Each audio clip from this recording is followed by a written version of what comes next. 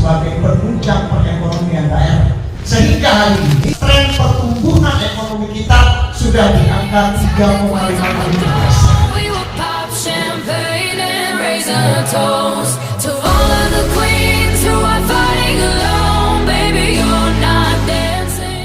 Dan kita muliakan Ketua DPP FSPLM Insinyur Arif Minardi, yang sama-sama kami hormati Ketua DPD FSPLM Insinyur Muhammad Sidarta, yang sama-sama kami hormati perwakilan dari Apindo. Ini udah lama saya nggak ketemu dengan Pak Nanda dan juga Bu Yeni.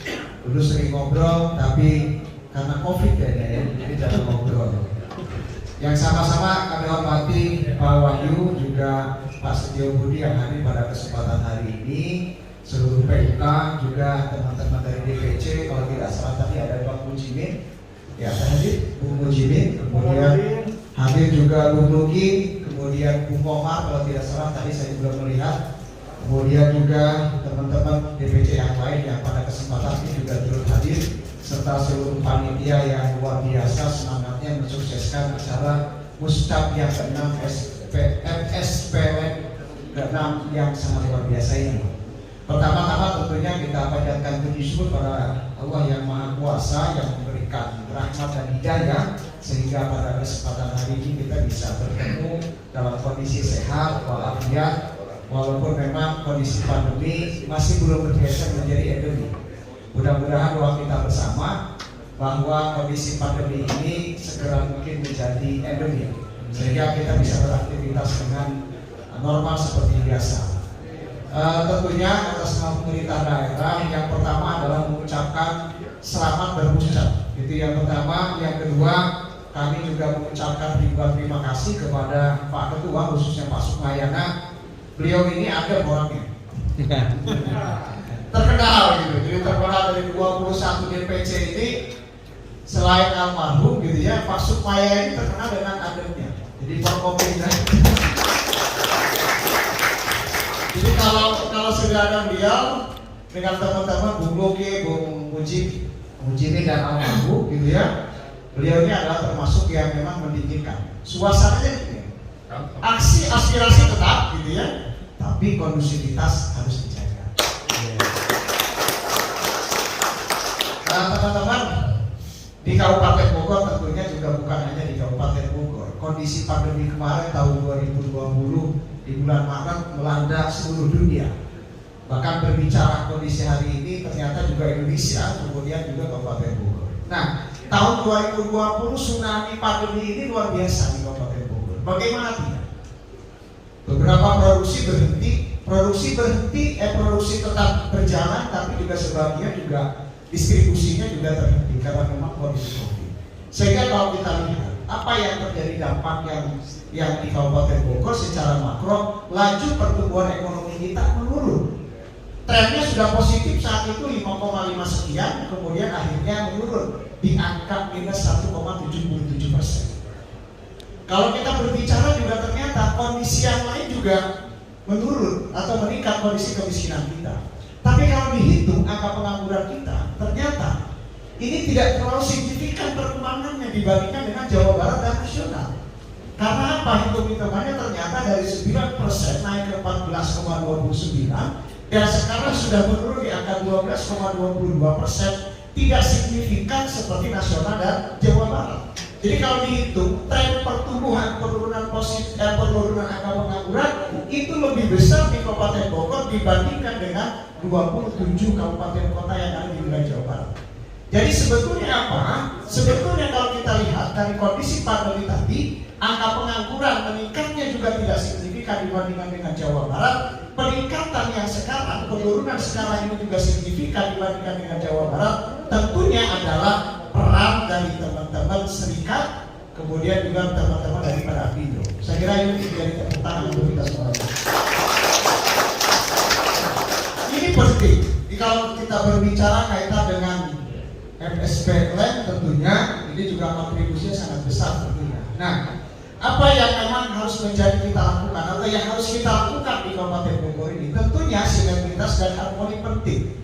Jadi ada paradigma bahwa teman-teman serikat buruh ini adalah sebagai faktor produksi. Tapi di Kabupaten Bogor pemerintahnya tidak hanya menganggap itu, tetapi juga serikat buruh dan buruh dianggap sebagai penentu dan penunjang perekonomian daerah. Ini yang paling penting. Jadi ada dua paradigma berbeda. Jadi teman-teman buruh bukan hanya sebagai pendukung atau faktor pendukung produksi, tapi juga teman-teman buruh sebagai penunjang perekonomian daerah. Sehingga hari ini di tahun 2022 tren pertumbuhan ekonomi kita sudah di angka 3,55%. Ini juga tentunya para teman-teman termasuk juga peran dari pengusaha. Nah, ini yang harus kita jaga. Kondusivitas dan iklim investasi yang ada di wilayah Kabupaten Bogor karena jumlah penduduknya besar. Pak Ketua, jadi kalau kami laporkan penduduk Bogor hari ini sudah di angka 5,48 juta jiwa. Terpadat se-Indonesia. Jadi kalau dihitung Kabupaten Bogor itu bukan dirankingkan dengan kabupaten kota atau 560 sekian kabupaten kota. Tapi Kabupaten Bogor ini jumlah penduduknya itu angka 12 atau urutan ke-12 dari provinsi-provinsi. Jadi kalau ingin menjadi Bupati Bogor itu kampanyenya nggak bisa 2 tahun 3 tahun Pak, harus 5 tahun Pak. Kita memiliki luas wilayah 2.966,8 km. Dari Tangerang sampai Sukabumi. Iya, berbatasannya. Bekasi. Berbatasannya itu dengan 11 kabupaten kota Pak. Dari mulai Tanjung Sari sampai ke Palu Panjang. Dari mulai Cisarua sampai ke kawasan Rumping dan Gunung Sindur. Ini besar Pak, jadi kalau kita hitung Bupati Bogor terlalu bebannya berat gitu. Sehingga memang hari ini maka didorong bagaimana pengembangan Bogor Timur dan juga Bogor Barat. Supaya apa? Percepatan pembangunan juga bisa dilakukan. Tetapi karena moratorium tetap pemerintah daerah juga sekarang mengembangkan. Jadi kalau kita berbicara kaitan dengan pengembangan wilayah, tentunya pengembangan investasi juga harus didukung. Jadi kalau sekarang berbicara hanya wilayah timur yang industrinya besar, wilayah barat ternyata industrinya lemah. Ini juga perubahan tata ruang yang sedang dilakukan, ini juga akan menunjang itu Pak. Jadi jangan sampai nanti perekonomian itu hanya terbagi atau berkembang dan tumbuh di wilayah timur. Sementara wilayah Bogor Barat IPM-nya rendah.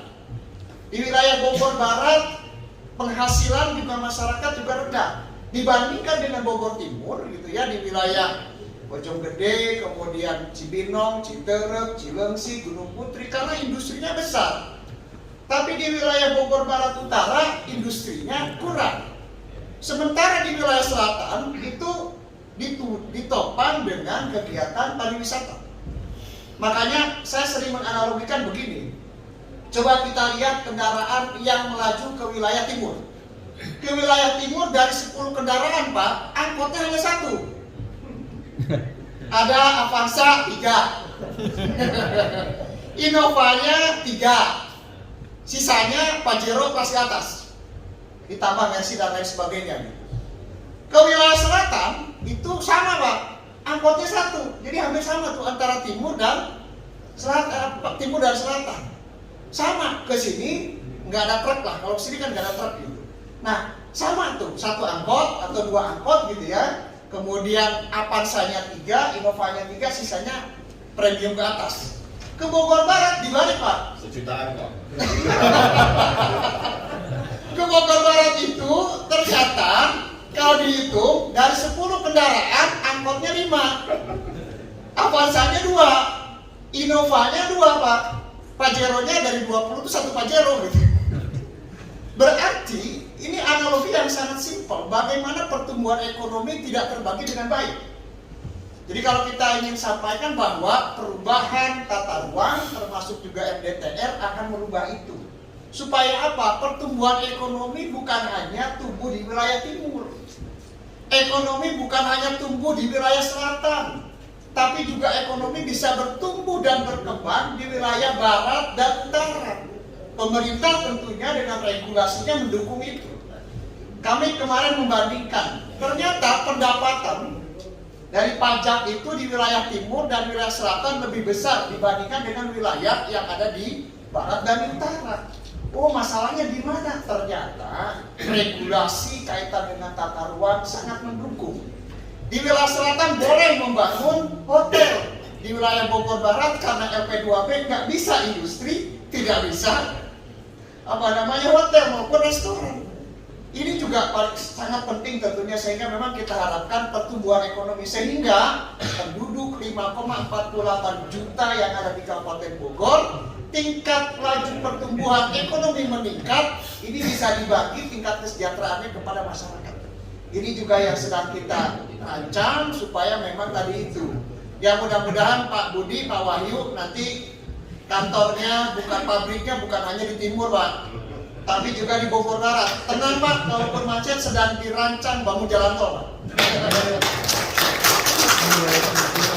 Gitu ya, ini bocoran Pak. Jadi wilayah selatan, wilayah Cilengsi sana, ini juga akan dibangun jalan tol untuk mempermudah tol Karawang Barat menuju Sentul. Ini juga akan dibangun Pak. Supaya apa? Percepatan distribusi hasil produksi yang ada di wilayah timur bisa cepat. Bukan hanya nanti kendalanya kemacetan yang ada di kawasan Transyogi. Ini kan biasanya begitu. Keluhan-keluhan yang kami dapatkan adalah kemacetan dan ruas jalan. Karena apa? Wilayah timur perkembangannya sangat cepat dan signifikan, dukungan jalannya juga belum mendukung. Sehingga pemerintah daerah dan pemerintah pusat juga akan mendorong dua jalan Pak. Jalan yang pertama adalah Jalan Puncak 2 atau jalur Puncak 2 dari Sentul sampai ke kawasan Cipanas. Itu sepanjang 54 km. Yang kedua adalah pembangunan jalan tol dari Sentul menuju Karawang Barat. Jadi jalur distribusi dari wilayah timur juga akan lebih cepat tentunya. Sehingga memang kita harapkan pertumbuhan ekonomi bukan hanya di satu wilayah, tapi juga bisa terbagi ke seluruh wilayah. Karena Kabupaten Bogor memiliki 40 kecamatan, Kabupaten Bogor memiliki 416 desa, Kabupaten Bogor memiliki 19 kelurahan dan 19.000 RT RW Pak. Jadi kalau kita berbicara Kabupaten Bogor tadi itu peringkat ke-12 jumlah penduduk yang terpadat se-Indonesia, bukan di antara provinsi yang ada di Indonesia. Jadi kalau kita jalan-jalan ke Sumatera Barat hanya 5,2 juta jiwa. Padahal itu dipimpin oleh 1 gubernur, 13 kepala daerah atau bupati, dan 3 oleh wali kotanya. Di Gorontalo Pak, itu ternyata tidak 2 juta, tidak lebih dari 2 juta. Maka kalau kita berbicara Indonesia, berbicara Jawa Barat, karena penduduknya 58 juta. Jadi beliau ini ketua DPD ini warganya 58 juta jiwa. Pak Sukmayana ini warganya sebanyak 5,48 juta. Jadi saya kira ini adalah bagian terpenting, bahwa yang paling terpenting adalah hari ini PR kita bersama bagaimana laju pertumbuhan ekonomi trennya terus positif.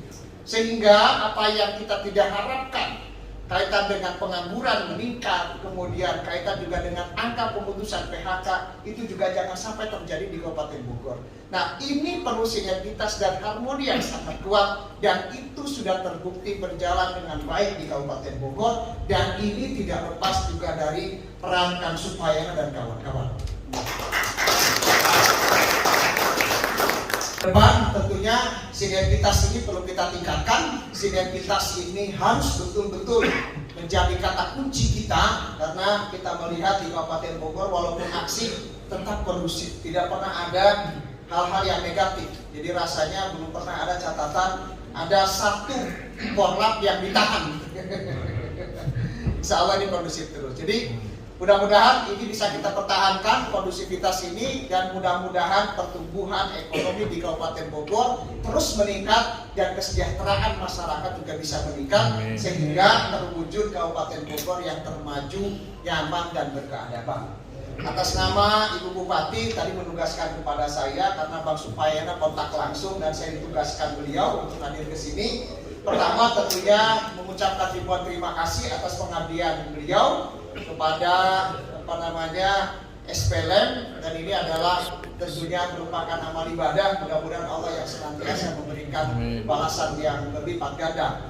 Yang kedua tentunya kami juga mengucapkan selamat bermuscak, mudah-mudahan senantiasa kondusif, menghadirkan dan nanti bisa melahirkan calon pemimpin yang memang betul-betul diharapkan oleh FSPLM di Kabupaten Bogor ini. Demikian, terima kasih atas nama pemerintah daerah dan dengan mengucap Bismillahirrahmanirrahim. Muscap yang ke-6 DPC SPLM Kabupaten Bogor dengan resmi dinyatakan dibuka.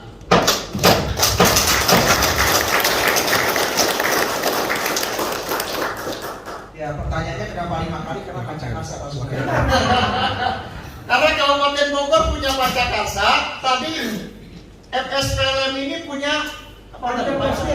Pancaprasetya. Jadi memang harus panca terus. Pancasila ada 5, Pancaprasetya ada 5, Pancakarsa TK Bupati Bogor, Bogor cerdas, Bogor sehat, Bogor maju, Bogor membangun, Bogor berkeadaban ada 5. Begitupun sholat ada 5, jari kita pun ada 5. Cuma istri nggak boleh 5 kata saya. Baik, demikian, terima kasih. Wassalamualaikum warahmatullahi wabarakatuh.